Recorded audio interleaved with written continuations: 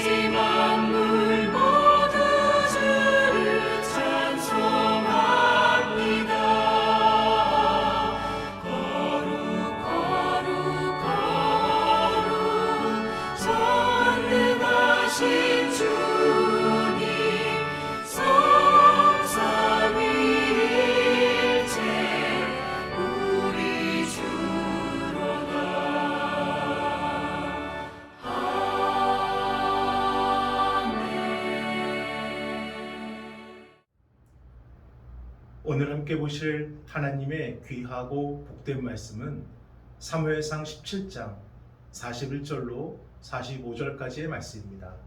우리 함께 봉독하겠습니다. 블레셋 사람이 방패든 사람을 앞세우고 다윗에게로 점점 가까이 나아가니라. 그 블레셋 사람이 둘러보다가 다윗을 보고 업신여기니 이는 그가 젊고 붉고 용모가 아름다움이라.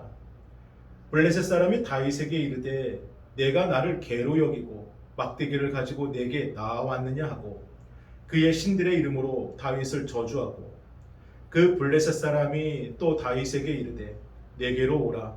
내가 내 살을 공중의 새들과 들짐승들에게 주리라 하는지라. 다윗이 블레 사람에게 이르되 너는 칼과 창과 단창으로 내게 나아오거니와 나는 만군의 여호와의 이름 곧 내가 모욕하는 이스라엘 군대의 하나님의 이름으로 내게 나아가노라. 아멘. 지금은 없어진 어린이 프로그램 뽀뽀뽀의 원조격인 미국의 세사미 스트리트는 모든 계층의 취약전 어린이들이 이 기초적인 학습을 준비할 수 있도록 도움을 주기 위해 제작이 되었습니다. 하지만 몇몇 사회학자들은 이 프로그램이 잘 사는 집 어린아이들에게는 공감과 교육적인 효과를 얻게 하지만 가난한 집 어린아이들에게는 그리 큰 효과를 거두지 못한다는 것을 밝혀냈습니다. 왜냐하면 이 가정의 경제 수준에 따라서 이 시청하는 빈도수가 차이 났기 때문입니다. 그리고 이런 결과는 경제 격차, 교육 격차, 지식 격차가 한 몸이라는 것을 다시 한 번 더 증명하는 것이 되었습니다.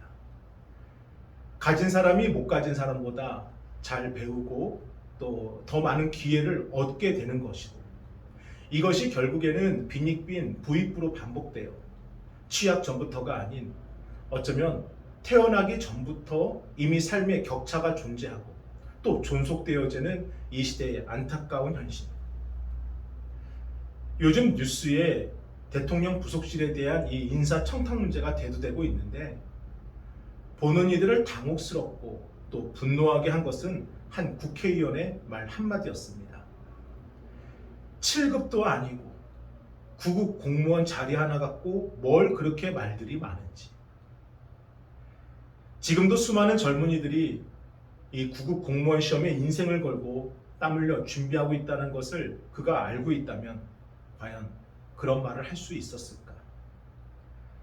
노력보다는 인맥과 부모님 찬스가 앞서는 사회의 현실을 보며 우리 시대 젊은 세대들과 우리 사랑하는 자녀들이 이 세상을 어떻게 살아가야 될지, 동시대를 함께 살아가는 세대로서 그리고 부모로서 참으로 많은 고민을 갖게 만듭니다. 사랑하는 여러분, 그래서 오늘 본문의 말씀을 통해 그 해법을 찾으려고 합니다. 세상이 만든 그 악순환을 우리가 어떻게 대응해야 되는지, 세상이 정한 규칙이 아니라 우리를 살리기 위한 하나님의 규칙, 하나님의 뜻은 무엇인지, 세상이 우리의 삶을 지배하는 것이 아니라 우리의 삶이 세상을 이기는 길은 어떤 길인지 오늘 주시는 말씀을 통해 함께 은혜를 나누기를 소망합니다. 한 사람이 태어나 온전히 자라나기까지 가장 큰 영향을 끼치는 것은 가정의 환경과 교육입니다. 그래서 좋은 부모와 좋은 환경에서 자란 사람이 바른 길을 걷고 또 훌륭한 인물로 성장하는 것은 어쩌면 당연한 결과이고 축복입니다. 하지만 반드시 그것이 절대적인 조건은 아닌 것입니다. 아일랜드의 임상심리학자 마빈 아이젠 슈타트 박사는 미국의 대백과사전인 브리테니커 사전과 아메리카나 대사전을 통해서 2페이지 이상 삶의 업적을 소개하는 인물들 699명을 선정하여 그들의 삶과 그들의 가정의 연관관계를 조사를 했습니다. 그랬더니 699명 중에 140명은 10살 이전에 부모 없이 한부모 가정에서 자라났고, 699명 중 242명은 15살 이전에 한부모 또는 부모 두 분 다 없이 가정에서 자랐고, 699명 중에 314명은 20살 이전에 홀로 독립하여 가정에서 자랐다는 사실을 밝혀냈습니다. 또한 영국의 역대 총리 중 67%가 16살 이전에 부모님을 잃은 경험이 있는 사람들이었고, 미국의 대통령 조지 워싱턴부터 오바마까지 총 44명의 대통령 중 이 중에 12명은 어린 시절 또는 젊은 시절을 아버지 없이 홀로 자랐던 사람들이었습니다. 마빈 아이젠 슈타트 박사는 이러한 객관적인 자료들을 통해 비록 우리가 성공을 위한 조건이 갖추어지지 않았을지라도 내 주변에 나를 도와줄 사람이 없다 할지라도 그것이 우리의 인생을 망치는 불행의 이유는 될 수 없다는 것을 말합니다. 오히려 불행의 조건 때문에 그것을 극복하기 위한 노력으로 성공을 거두는 사람이 더 많다 이야기합니다. 그러니 나는 부모님으로부터 물려받은 것이 없다고, 나는 배운 것이 부족하다고, 나를 도와줄 만한 주변에 도움이 없어서 지금 이렇게밖에 못 산다는 말은 더 이상 명분이 안 된다는 것입니다. 오늘 우리가 함께 나눌 다윗과 골리앗의 이야기도 인생에서 만난 이 고난과 장애가 실패의 이유가 아니라 오히려 성공의 이유라는 것을 우리에게 명확하게 말해주고 있습니다. 지금 이스라엘은 큰 위기를 겪고 있습니다. 블레셋이 대규모 군사를 동원하여 이스라엘에 쳐들어왔는데 앞서 첫 번째 전쟁, 두 번째 전쟁에서 연패를 하며 이 치욕을 겪었던 이 블레셋이 이번에는 그것을 서복하기 위해 그 존재감마저도 무시무시한 이 거인 골리앗을 앞장세워 이스라엘을 쳐들어온 것입니다. 그리고 그가 지금 이스라엘 군대 모두가 보는 앞에서 이스라엘을 조롱하며 그 명예를 더럽힙니다. 이스라엘 왕과 백성들 앞에서 그들의 조상을 들먹이며 모욕하고 심지어 이스라엘의 주인신 하나님을 비난하고 망령되이 일컫습니다. 그러나 단 한 사람도 그런 골리앗의 조롱과 모욕과 비난 앞에 나서는 사람이 없습니다. 왜냐하면 눈에 보이는 골리앗의 모습이 두렵기 때문입니다. 성경에는 골리앗의 키가 6규빗 한 뼘이라 라고 기록을 하는데 이것을 지금의 단위로 환산하면 2m 60 정도의 엄청난 거구입니다. 방송인 서장훈 씨가 2m 7cm이고 이 격투기 선수였던 최용환 씨가 2m 18cm였던 것을 계산한다면 골리앗의 키가 얼마나 대단한지를 짐작할 수가 있지요. 더욱이 그가 쓰고 있던 투구와 이 갑옷의 무게만 놋 5,000세겔이라 하는데 이것은 쌀 한 가마니 이상을 몸에 붙이고 싸울 정도로 그의 근력과 근육이 대단하다는 것을 말해주고 있습니다. 그런데 앞에서 이렇게 소리치며 으림장 놓는 이 무서운 골리앗보다 더 심각한 문제는 이 골리앗을 상대해야 할 이스라엘 군사들에게 병번한 무기도 갑옷도 없었다는 것입니다. 블레셋은 개화를 빨리 이루어 이미 철제 무기로 군대를 재편하여 재정비했지만 아직 이스라엘에는 이 철제 무기가 보급되지 않았고 당시 칼과 방패, 이 갑옷을 입고 전쟁터에 나온 사람은 오직 두 사람, 왕 사울과 그의 아들 요나단 뿐이었습니다. 그러니 이스라엘 군대가 군대겠습니까? 대체 뭘 가지고 싸우겠습니까? 농사짓던 도구를 개조해서 만들고 하고 또 막대기 들고 그리고 돌을 깎아서 던졌다 나온 것입니다. 블레셋은 무시무시한 철제 무기를 들고 쳐들어왔는데 겨우 농기구와 막대기와 돌로 이 골리앗과 블레셋을 상대하더니 객관적으로 이 전쟁은 절대적으로 블레셋에게 유리한 상황이었습니다. 결국 이스라엘 군사들 제대로 싸워보지도 않고 블레셋의 그 압도적인 기에 눌려 두려워 도망을 쳐버립니다.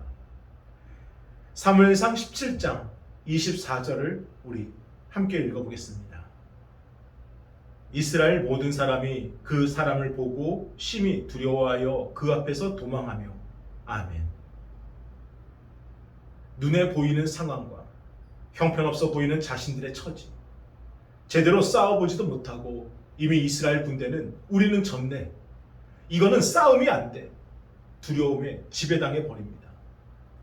그러니 골리앗이 이스라엘을 모욕하고 왕을 조롱하고 심지어 하나님을 망령되이 일컫는데도 단 한 사람도 앞에 나서는 사람이 없었던 것입니다. 사랑하는 여러분, 지금 이스라엘에게 힘이 없고 경험이 없어서가 아닙니다. 앞선 1차와 2차 전쟁 블레셋을 이스라엘이 이겼습니다. 또 옆에 동료가 없는 것도 아닙니다. 왕도 있고 제사장도 있고 장수도 있고 군사들도 있습니다. 문제는 그들 모두가 두려움에 빠져 그 마음을 지배당했다는 것입니다. 이것은 우리도 마찬가지입니다. 두려움이 안에 있으면 상대가 누구이든 우리가 어떤 행동을 하든 하지 말까? 여기서 도망칠까? 그냥 포기할까? 두려움이 이 생각을 지배합니다. 그리고 마음과 생각을 지배한 두려움이 이 몸을 지배하며 고개를 숙이게 만들고 변명하게 만들고 그 어떤 것도 할 수 없도록 무기력하게 만듭니다. 두려움이 있다는 것은 무엇입니까? 눈에 보이는 것만 본다는 것입니다. 눈에 보이지 않는 것에 대한 확신이 없어요. 믿음이 없다는 겁니다. 그러니 여기 이스라엘 모든 사람이 그 사람을 보고 심히 두려워하여 그 앞에서 도망하며 이길 확신도 자신감도 믿음도 없는 이스라엘 군사들 그저 눈앞에 보이는 골리앗만 보고 두려움에 빠져 도망쳐 버린 겁니다. 그런데 이보다 더 심각한 문제는요. 지금 이 전쟁을 진두지휘하는 사울왕이 왕의 역할을 못하고 있다는 겁니다.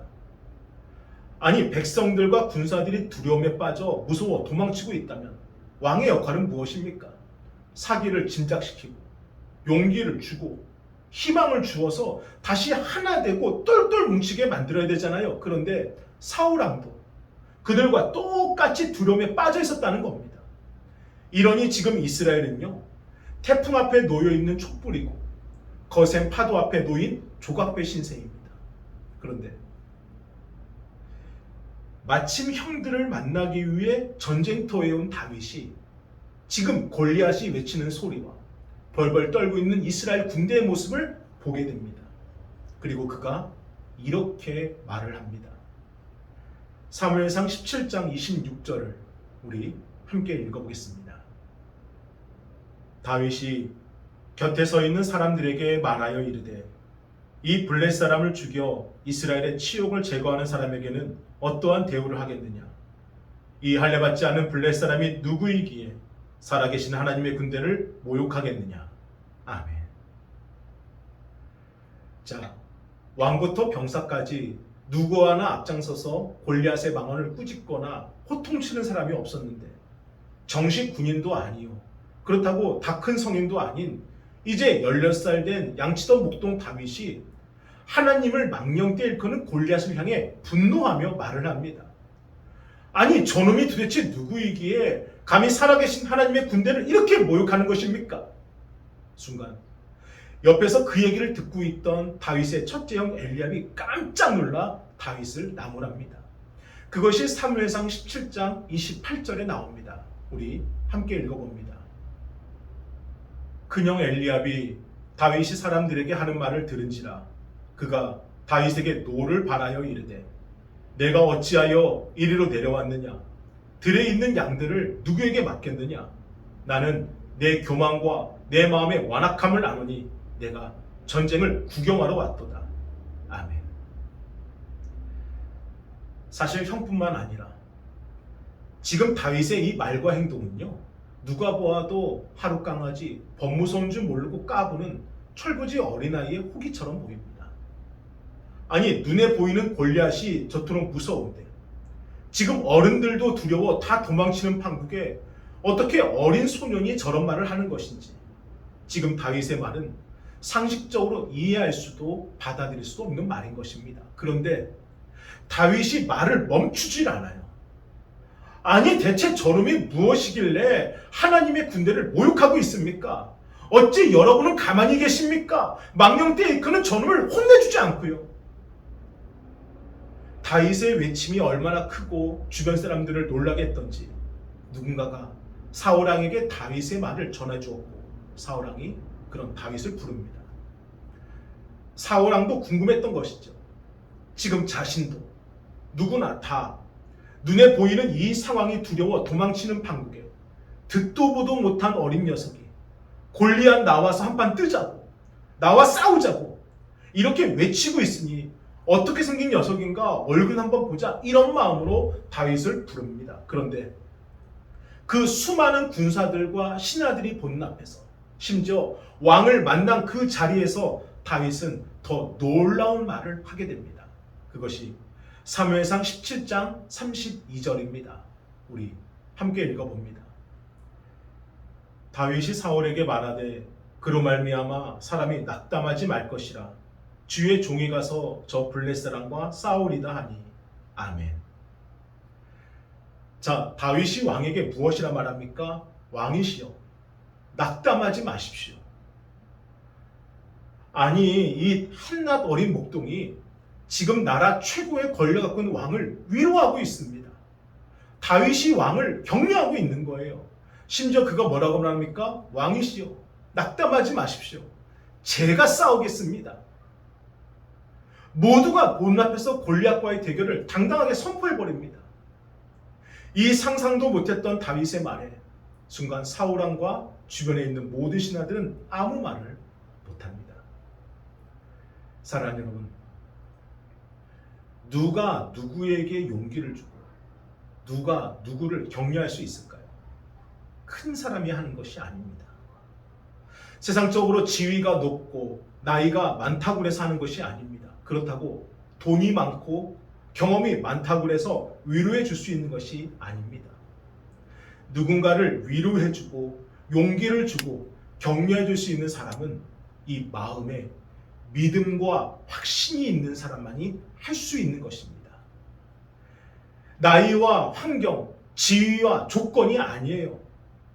비록 작은 사람이라 할지라도 세상적으로 무능하고 경험이 없는 사람이다 할지라도 그 마음에 믿음이 있다면, 그 마음에 확신이 있다면 어떤 누구라도 위로해 줄 수 있고 격려해 주고 일으켜 세워줄 수 있다는 것입니다. 그러나 아무리 세상적으로 능력이 있고 힘이 있고 높은 자리에 앉아 있어도 그 마음에 확신이 없다면, 그 마음에 믿음이 없다면, 평안이 없고 기쁨이 없다면 어떤 누구도 위로해 줄 수가 없는 겁니다. 심지어 자기 자신도 어찌할 수가 없습니다. 그러면 다윗의 이러한 믿음과 확신, 대체 언제 어디서부터 시작되었을까? 우리 사무엘상 17장 36절을 함께 읽어보겠습니다. 주의 종이 사자와 곰도 쳤은즉 살아계신 하나님의 군대를 모욕한 이 할례받지 않은 블렛 사람이니까 그가 그 짐승의 하나와 같이 되리이다. 아멘. 다윗은 아버지의 직업을 계승해서 양들을 지키는 목동일을 했습니다. 그는 아침 일찍 일어나 양들을 데리고 들판에 나가 풀을 먹이고 또 물을 먹이며 양들을 하루 종일 돌보는 것이 그의 일과였습니다. 하지만 양을 돌본다는 것이 그렇게 쉽고 간단한 일이 아니었습니다. 들판에 나가면 호신탐탐 이 양들을 노리는 굶주린 짐승들이 덤벼들었습니다. 그 짐승들은 다윗보다 2배, 아니 3배, 4배 이상 큰 사자와 곰과 늑대였습니다. 다윗이 상대할 수 있는 그런 상대가 아니었다는 것입니다. 하지만 다윗은 그 순간 도망치지 않았다는 겁니다. 피하지 않았고 울며 숨지 않았다는 겁니다. 오히려 목숨을 걸고 그들과 맞서 싸웠고 결국은 사자와 곰도 쳤은즉 무찔로 이겼다는 것입니다. 이렇듯 매일매일 양들을 지키며 수도 없이 짐승들과 싸워온 다윗. 지금 눈앞에 보이는 골리앗도 다윗에게는 그 짐승과 별반 다른 것이 아닌 것입니다. 그래서 다윗은 얘기합니다. 그가 그 짐승의 하나와 같이 되리이다. 이처럼 다윗의 믿음과 확신은 그의 일상의 삶에서, 그의 삶의 그 자리에서 형성이 되었는데 이것을 누가 심어주었을까? 바로 하나님께서 다윗과 함께 하심을 통해 그에게 믿음과 확신을 심어주었습니다. 우리 그 고백의 말씀 사무엘상 17장 37절을 우리 함께 읽어보겠습니다. 또 다윗이 이르되 여호와께서 나를 사자의 발톱과 곰의 발톱에서 건져내셨은즉 나를 이 블렛 사람의 손에서도 건져내시리이다. 사울이 다윗에게 이르되 가라, 여호와께서 너와 함께 계시기를 원하노라. 아멘. 사랑하는 여러분, 세상이 두렵고 미래가 염려되십니까? 지금 사는 이 세상을 바꾸어 달라고, 걱정되는 미래를 변화시켜 달라고 기도하기보다 먼저 저와 여러분의 마음에 있는 그 마음이 두려움을 이기는 확신이 되게 해달라고 기도하시기를 바랍니다. 저와 여러분의 마음에 있는 그 염려가 믿음이 되게 해달라고 기도하시기를 바랍니다. 여호와는 나의 산성이시요 나의 반석이시요 나를 건지시는 이시요 나의 하나님이시요 내가 그 안에 피할 나의 바위시요 나의 방패시요 나의 구원의 뿌리시요 나의 산성이시로다. 이 시편 18편의 말씀이 우리의 기도가 되고 우리의 고백이 되고 우리의 확신이 되기를 주님의 이름으로 축원합니다. 그러므로 두려운 마음을 이길 수 있도록 염려에서 도망치고 싶은 그 마음을 이길 수 있도록 망설이고 멈추고 싶은 그 습관을 버릴 수 있도록 오늘도 구하고 내일도 구하고 계속해서 구하다 보면은 마치 다윗이 매일매일 양들을 지키기 위해 목숨을 걸고 짐승들과 싸워 이겼던 것처럼 우리의 기도한 대로 될 것을 믿습니다. 우리의 믿음대로 될 것을 믿습니다. 우리의 확신대로 될 것을 믿습니다. 그래서 다윗은 골리앗과 맞서 싸우기로 작정한 그 순간부터 더 이상 세상의 방법과 사람의 힘이 아니라 철저하게 하나님의 방법대로 싸우기로 작정을 하게 됩니다.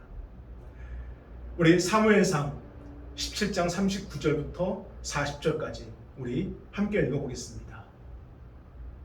다윗이 칼을 군복이에 차고는 익숙하지 못함으로 시험적으로 걸어보다가 사울에게 말하되 익숙하지 못하니 이것을 입고 가지 못하겠나이다 하고 곧 벗고 손에 막대기를 가지고 시내에서 매끄러운 돌 5을 골라서 자기 목자의 제구 곧 주머니에 넣고 손에 물매를 가지고 블레 사람에게로 나아가니라.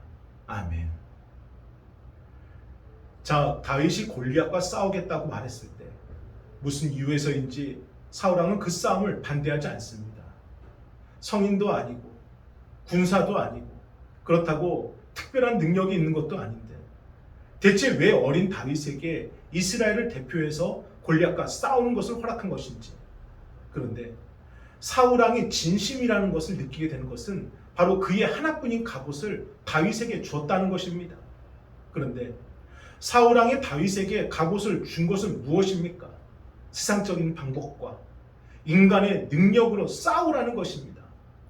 자신이 도와줄 수 있는 인간적 방법으로 최대한 다윗을 도와주는 겁니다. 하지만 다윗은 사울왕이 입혀준 그 갑옷을 벗어버립니다. 그리고 사울왕의 칼도 선택하지 않습니다. 다윗은 지금까지 그래왔던 것처럼 하나님을 믿는 확신의 믿음 하나 갖고 막대기와 돌멩이 5개를 선택합니다. 즉 세상이 주는 기회와 인간적인 능력을 붙잡지 않고 하나님의 믿음을 붙잡았다는 것입니다. 사랑하는 여러분, 지혜롭다라는 것은 무엇입니까? 버려야 할 것을 버려야 할 때 버릴 수 있는 것이 지혜로운 것입니다. 내가 꼭 붙잡아야 할 때 붙잡을 수 있는 것, 그게 지혜로운 것이고 내가 붙들려야 할 때 꼭 붙들리는 것, 그것이 지혜로운 것입니다. 지금 다윗은 세상의 것은 버리고 오직 하나님의 것을 붙잡고 하나님께 붙들려 앞으로 나아가고 있습니다. 만약 다윗이 골리앗을 상대할 때 골리앗과 같은 방법으로 싸웠다면 이건 결코 이길 수 없는 싸움입니다. 힘 대 힘으로는 상대할 수 없고 칼과 칼로는 이길 수 없습니다. 하지만 다윗은 오로지 하나님께서 다윗에게만 주신 하나님의 방법이 있기에 그것을 가지고 골리앗을 상대합니다. 그것이 무엇입니까? 사무엘상 17장 45절을 우리 함께 읽어보겠습니다. 다윗이 블레 사람에게 이르되 너는 칼과 창과 단창으로 내게 나아오거니와 나는 만군의 여호와의 이름 곧 내가 모욕하는 이스라엘 군대의 하나님의 이름으로 내게 나아가노라.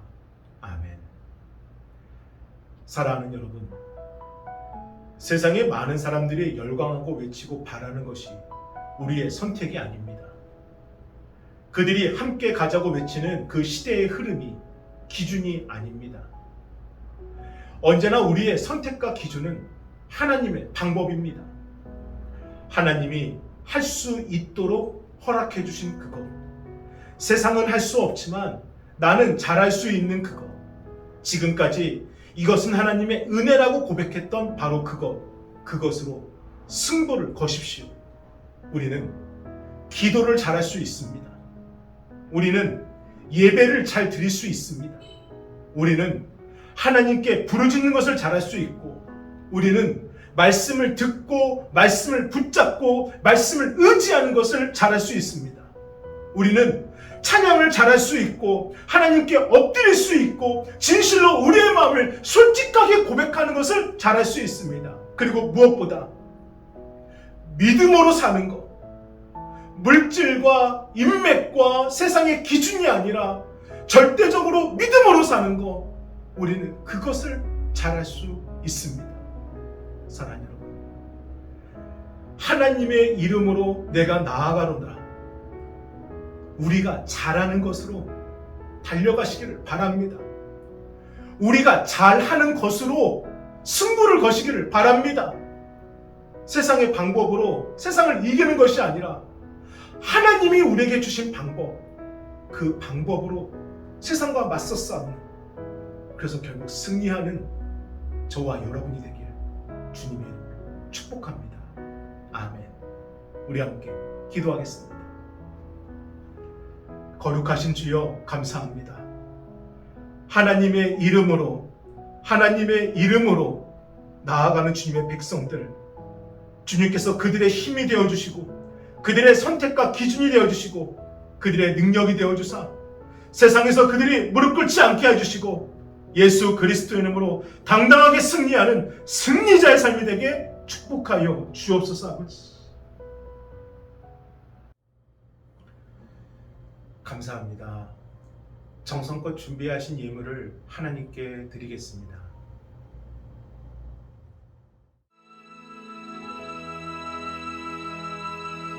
나 가진 재물 없으나 나 남이 가진 지식 없으나 나 남에게 있는 건강 있지 않으나 나 남이 없는 것 있으니 남이 못 본 것을 보았고 나 남이 듣지 못하는 음성 들었고 나 남이 받지 못한 사랑 받았고 나 남이 모르는 것 깨달았네.